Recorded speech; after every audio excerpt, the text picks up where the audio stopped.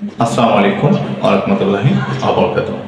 প্রিয় দেশবাসী, আমাদের যে মুক্তিযুদ্ধ হয়েছিল সেই মুক্তিযুদ্ধের সশস্ত্র বাহিনীর ভূমিকা ছিল সোনালী অধ্যায়।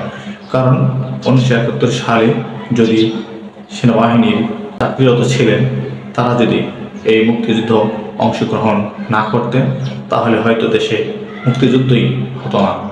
কারণ সেনাবাহিনীর মধ্য দিয়েই এই ভূখণ্ডটি তৈরি হয়েছে, বাংলাদেশ নামকরণ করা হয়েছে। তাই সেনাবাহিনীর ভূমিকা পৃথিবীর ইতিহাসে বাংলাদেশে সোনালী অধ্যায় হয়ে থাকবে বলে আমি মনে করি।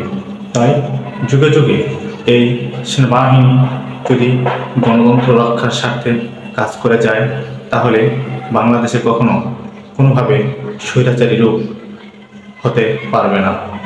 গণতান্ত্রিক ধারা অব্যাহত রাখতে চাইলে অবশ্যই সেনাবাহিনীর গণতান্ত্রিক ভূমিকা পালন করা আবশ্যক বলে আমি মনে করি। এই বলে আমার সংক্ষিপ্ত আলোচনা শেষ করছি। আসসালামু আলাইকুম ওয়া রাহমাতুল্লাহি ওয়া বারাকাতুহু।